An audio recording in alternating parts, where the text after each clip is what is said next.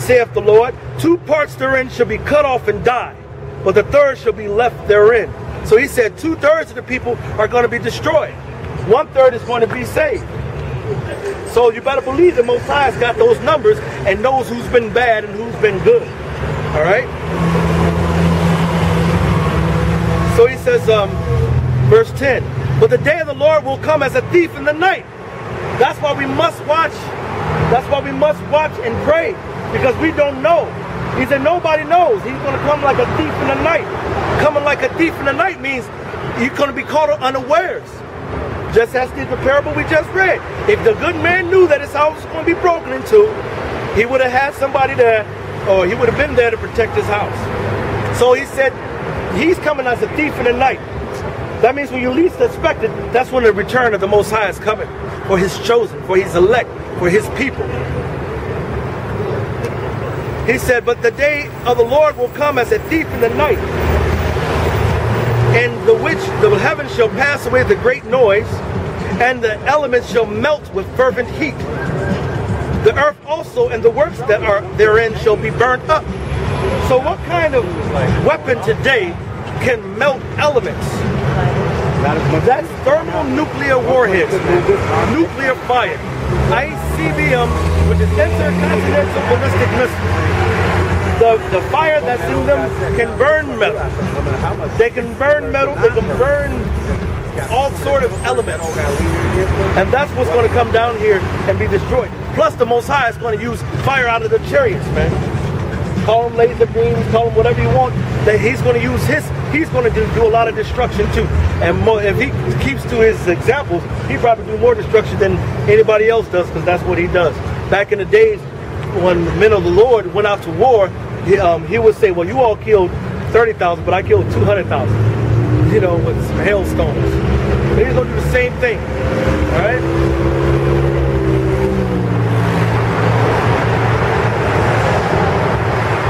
Verse 13, nevertheless we, according to his promise, look for new heavens and a new earth wherein dwelleth righteousness.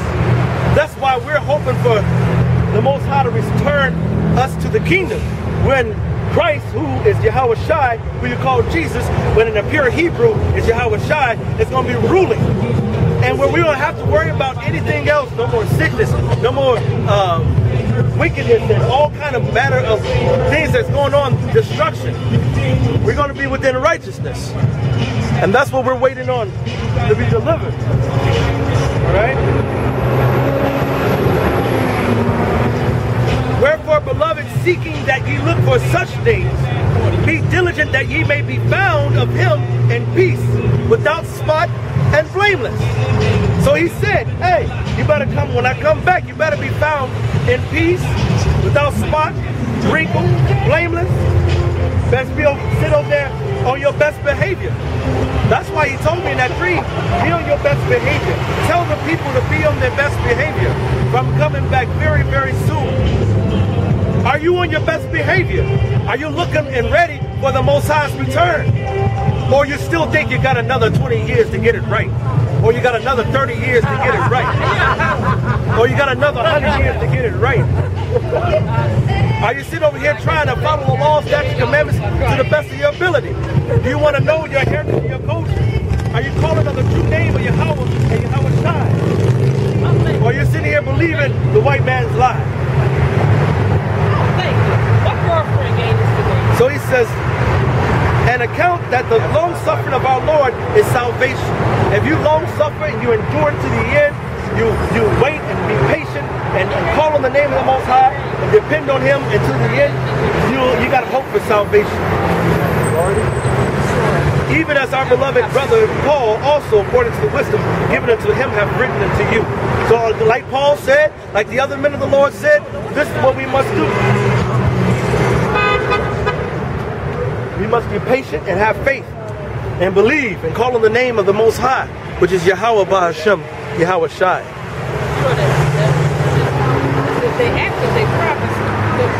This is Jeremiah 51:1. Thus saith the Lord, behold, I will raise up against Babylon and against them that dwell in the midst of them that rise up against me a destroying wind. All right, let's go find out and prove real briefly that Babylon is so-called white man and also where we reside today. And it was prophesied in the word that it would be so. Let's go to Psalms 137. It says, this is Psalms 137:7. Remember, O Lord, the children of Edom, and the day of Jerusalem, who said, race it, even to the foundation thereof. So, if you go back into the Hebrew and go look up the word Edom, you're going to find out that it's talking about the red man. Rednecks. Who the rednecks that we call rednecks? All right? So-called white man. And you're going to also find out that it goes back to Jacob and Esau. Esau's name was changed to Edom. And Edom is the so-called red man who's lying and saying he's the white man, and which is lying. All right? Then you're going to find out all through the scriptures he's done nothing but had an enmity and perpetual hatred toward our people. And if we ask, how did our people, the so-called blacks, get our kingdom taken down? How did we get destroyed? What nation can put us in captivity? Uh-oh, white man. He took over our kingdom, erased us down, the foundation of us, everything. You ask the Native American Indians, who took over their land? Who took over the Native Americans' land and brought their kingdom down? So-called white man. If you ask the Latinos, who came and conquered them? The conquistadors, so-called white man. Well, then back here in the scriptures it says, remember, O Lord, the children of Edom, which means the descendants of Edom, which is talking about the so-called white man today, and the day of Jerusalem, who said, race it, even to the foundation thereof. At that time, King David was king in Israel. Israel hadn't fallen yet. That was a future prophecy of what was going to happen to the people. That Israel was going to be taken down. Jerusalem was going to be taken down. That's why he told the Lord, remember. So when the people are lost and don't remember their heritage, you remember and tell them, O daughter of Babylon, who art to be destroyed, happy shall he be that rewarded thee as thou hast served us. He called Edom the daughter of Babylon. So that proves you that when you go look up Edom, the word means red. It goes back to Esau and his people. The only redneck people on this planet is so-called white man who's destroyed and took down all the people of the Lord. And that proves that this is modern day Babylon, and we're living right in the middle of modern day Babylon the Great. All right? O daughter of Babylon, who art to be destroyed, happy shall he be that rewardeth thee as thou hast served us. Happy shall he be that taketh and dashes thy little ones against the stones. And that's how we're supposed to be feeling about this place today. Not sitting up there celebrating the 4th of July. How are we celebrating our captivity? How are we celebrating being enslaved?